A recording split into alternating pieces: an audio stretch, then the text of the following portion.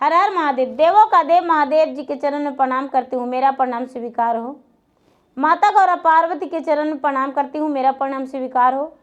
सब गुरु भाई बहनों के चरण में प्रणाम करती हूँ, मेरा प्रणाम स्वीकार हो। गुरु भाई बहना, मैं एक कथा सुनाने जा रही हूँ। इस कथा को पूरा सुनिए और रहस्य जानिए। हर हर महादेव, घर घर महादेव। गुरु भाई बहना, एक गांव में एक किसान रहते थे और उनकी पत्नी रहती थी। वो किसान निसंतान थे। उनका नाम गंगाधर था और उनकी पत्नी का नाम सावित्री था। दोनों निसंतान थे। गुरु भाई बहना, वो जो गंगाधर थे उनका खेत में कुछ भी नहीं होता था, बंजर पड़ा रहता था। और दूसरे का खेत में वो बेचारा काम करते थे, मजूरी करते थे और मेहनत करके और 2 वक्त के भोजन जुटाते थे। लेकिन गुरु भाई बहना, उनकी जो पत्नी थी एक छोटी सी गाय रखती थी और क्या करती थी कि जब भोजन बनाती थी तो 2 रोटी ब्रह्मा जी के नाम से और 2 रोटी विष्णु जी के नाम से और 2 रोटी शंकर भगवान के नाम से 6 रोटी प्रतिदिन निकाल दिया करती थी और गाय को खिला देती थी और बाकी रोटी बनाती थी 6 रोटी अपने पति के लिए और 4 रोटी अपने लिए। वो खा जाती थी। गुरु भाई बहना, प्रतिदिन सवेरे सवेरे गौ के लिए भोजन वो दे दिया करती थी ब्रह्मा जी के नाम से और विष्णु के नाम से और महेश के नाम से, तीनों के नाम से जो भोजन बनाती थी वो गौ के खिला देती थी। प्रतिदिन इनका वही काम था। गुरु भाई बहना, एक दिन उसके पति देख लिए और जब पति देखे तो कहने लगे, सावित्री, इतना सारा भोजन देते हुए गाय का तुम्हें दर्द नहीं होता है? तुम्हें आंख में थोड़ा सा भी नहीं लज्जा आता है कि इतना सारा भोजन तू गाय को खिला देती हो? सावित्री बोली, महाराज, हे स्वामीनाथ, यदि आप कहें तो मैं भूखे रह जाऊंगा, लेकिन मैं अपने गौ माता के भोजन कैसे करवाती हूँ आपको नहीं पता। मैं 2 रोटी ब्रह्मा जी का नाम से, 2 रोटी विष्णु जी का नाम से और 2 रोटी शंकर भगवान के नाम से मैं निकालती हूँ और वही मैं उन्हें गौ को खिलाती हूँ। गुरु भाई बहना, जब ऐसा बात सुनकर उनके पति महसूस करने लगे कि आहा, मेरी पत्नी जो है सती है। गुरु भाई बहना, कितना ही काम रहता था लेकिन फिर भी उनकी पत्नी प्रतिदिन मंदिर जाती थी और मंदिर में भगवान के दर्शन करती थी, पूजा करती थी। अब उसके पति कहने लगे कि हे सावित्री, अब हम कभी दोबारा तुम्हें नहीं बोलेंगे, नहीं डांटेंगे। तुम गौ का भोजन खिलाती हो, खिलाते रहो, क्योंकि मुझे नहीं पता था कि तू भगवान का भोग लगाती हो। गुरु भाई बहना, कुछ दिन के बाद जब गंगाधर बीमार पड़ गए तो सावित्री मन में सोचने लगी कि अब भी मेरे पति बीमार पड़ गए, अब मैं अपने पति को कैसे इलाज करवाऊंगा? घर में भी पैसे नहीं है और अनाज भी नहीं है। डॉक्टर ने बोला कि इनका तो ज़्यादा कस के तबीयत खराब है तो रेस्ट करना पड़ेगा और कम से कम 15 दिन, महीना दिन में ठीक होएंगे। गुरु भाई बहना, ऐसा बात सुनकर बेचारी सावित्री बड़ी दुखी हो गई और दुखी रहने लगी। गुरु भाई बहना, शंकर जी और ब्रह्मा जी और विष्णु जी तीनों आपस में बातें करने लगे। लक्ष्मी माता और पार्वती और सरस्वती तीनों कहने लगे कि महाराज, वो किसान गंगाधर आपके लिए कितना भोजन निकाला, कितना मेहनत करके और आपके नाम की भोजन गौ माता को खिलाती थी उनकी पत्नी, और आज उनका पति बीमार है तो यदि उन्हें भोजन नहीं कराइएगा, उनका खेती नहीं होगा तो बेमारे मर जाएंगे।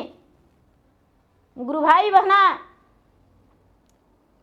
जब ऐसा बात शंकर भगवान सुने तो विष्णु जी से कहते हैं कि हे विष्णु जी, आप मुझे आज्ञा दीजिए, हम उस किसान के खेत में फसल उपजा देंगे जो कि किसान का पता भी नहीं रहेगा। विष्णु भगवान आज्ञा दे दिए और ब्रह्मा जी, शंकर भगवान एक छोटे से किसान बन के और उनका खेत में बिया बो के और लहलहाता हुआ फसल उगा दिए। आप बेचारी सर पटक रही थी कि मेरे पति तो महीने दिन से बीमार हैं, मेरा खेती भी है जो बंजर पड़ा हुआ है, मेरा खेत में भी कुछ नहीं होता है, हम क्या खाएंगे और कैसे करके रहेंगे। दोनों आपस में बीमार पति से बात कर रही थी और गहरी नींद में गुरु भाई बहना रात्रि में जब सोई तो शंकर भगवान स्वप्न में कह रहे हैं कि सावित्री, बड़े गहरी नींद में सोई हो, क्या तुम अपने खेत में नहीं जाओगी देखने? सब लोग अपना अपना फसल काट रहे हैं और तुम अपना फसल नहीं काटोगी। गुरु भाई बहना, ऐसा बात सुनकर और उसका दिल खुश हो गया और सोचती है कि मैं तो अपना फसल बोया ही नहीं हूं, तो कैसे काट सकते हैं। गुरु भाई बहना, जब सवेरा हुआ तो अपने पति से बोली, हे स्वामीनाथ, क्या कहूं, मेरे अंदर कुछ बात चुभ रहा है।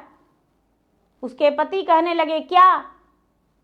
महाराज, मेरे अंदर तो ऐसी बात चुभ रहा है जो कि मैं आपको बताऊंगा तो आप खुश हो जाएंगे। गंगाधर कहने लगे, क्या तुम माँ बनने वाली हो? नहीं महाराज, मेरा तो जवानी खत्म हो गया, बुढ़ापे में कैसे माँ बन सकते हैं। कहने लगी, क्या बात है? बेचारी सावित्री अपने पति से कहती है, स्वामीनाथ, मैं अपने फसल में खेत में देखी हूं कि फसल लहलहा रहा है और भगवान मुझे स्वप्न में आए और बोले कि जाके खेत में नहीं देखेगी। गुरु भाई बहना, इतना सुन गंगाधर, बीमार गंगाधर बिल्कुल स्वस्थ हो गए और बैठ गए उठकर और खड़े होकर कहते हैं कि आज मैं खेत में जाऊंगा। गुरु भाई बहना, उसका पति बीमार थे, फिर भी बेचारी एक दिन भी भगवान का पूजन भक्ति नहीं छोड़ी और पूजा पाठ करते रह गई। गुरु भाई बहना, गंगाधर अपने पत्नी के साथ जब खेत में गए हैं तो देख रहे हैं कि खेत में तो फसल पूरा सुंदर उगा हुआ है। आप गंगाधर और सावित्री दोनों मिलकर फसल को बड़े प्रेम से काटे और काट के अपना घर लाए, उसे दौनी करके अनाज घर में रखे। अब इनका खाने और पीने का कोई कमी नहीं। गुरु भाई बहना, सावित्री तो प्रतिदिन मंदिर जाती थी। एक दिन का बात है कि जो मंदिर में पुजारी थे वो तो पूजा करते थे। विष्णु भगवान कहते हैं ब्रह्मा जी के कि बताइए, और शंकर जी से बात करते हैं कि इसका तो बुढ़ापे का सहारा नहीं है, तो कैसे जीवित रहेगा? इसका बुढ़ापे का सहारा इसका कौन जुटाएगा? और इसका आयु तो 100 वर्ष का है, बताइए। तो विष्णु भगवान कहते हैं, महाराज जब कहिए तो कुछ तो रचना रचा जाए। कहने लगे कि एक बालक हम लोग को देना होगा। एक बालक आप अपने शक्ति से बनाइए। शंकर भगवान एक बालक बनाए और अपना मंदिर के सीढ़ी पे छोड़ दिए, जो कि बच्चा जैसे एक दिन के रहता, अपना शक्ति से भगवान भोलेनाथ एक बालक बनाए। तब लक्ष्मी माता और सरस्वती पार्वती कहते हैं, महाराज आप उसे गोद लेने को दे रहे हैं, लेकिन वो दृश्य क्यों नहीं? वो नारी तो बांझ बांझ रह जाएगी। कहने लगे, उसका वो दृश्य कैसे दे सकते थे? अगले जन्म में वो अच्छा कर्म नहीं की थी, इसलिए वो बांझ है, और इसीलिए तो मैं उसका बुढ़ापा का सहारा दे रहा हूँ। गुरु भाई बहना, शंकर भगवान ने अपने सीढ़ी पे धर दिए, मंदिर के सीढ़ी पे एक बालक को, और उस बालक को पुजारी बाबा ले लिए। सावित्री और गंगाधर दोनों मंदिर जा रहे थे, और पुजारी बाबा चिल्ला चिल्ला कर कह रहे थे, अरे अभी तो कोई बालक नहीं था, तुरंत कहाँ से बालक आ गया, और कौन रख दिया बालक? भाई कोई इसे पोस लो, बच्चे रो रहा है। झट से सावित्री अपने पति से कहती है, गंगाधर से, स्वामीनाथ, क्या इस बालक को गोद ले लूं? और मेरे घर तो गाय भी है, गाय का दूध पिलाकर इसे पोस पाल के बड़े कर देंगे। गुरु भाई बहना तनिक भी देर नहीं किए और चल दिए, ले लिए बच्चा को, और बच्चा को लेकर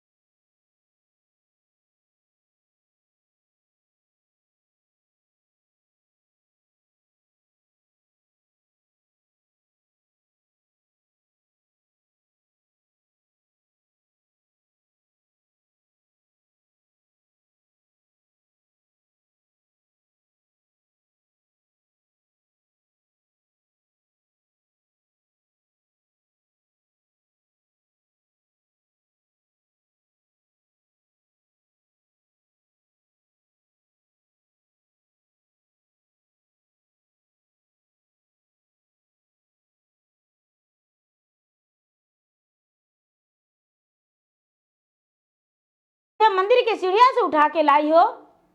बोले, नहीं बेटा, ऐसा बात नहीं है, मैं तो भगवान के मंदिर में रोज जाया करता था, और एक दिन मुझे अचानक बहुत जोरों से पेट में दर्द हुआ, और तूने मंदिर के सीढ़ियों पे, हम मंदिर में नहीं जा सके तो वहीं पे जन्म ले लिया। कहने लगा, माँ, इसका गवाही कौन देगा कि तुम्हारा ओद्र से हम जन्म लिए हैं? बच्चे को हाथ पकड़ के, बच्चे बड़ा हो गया था,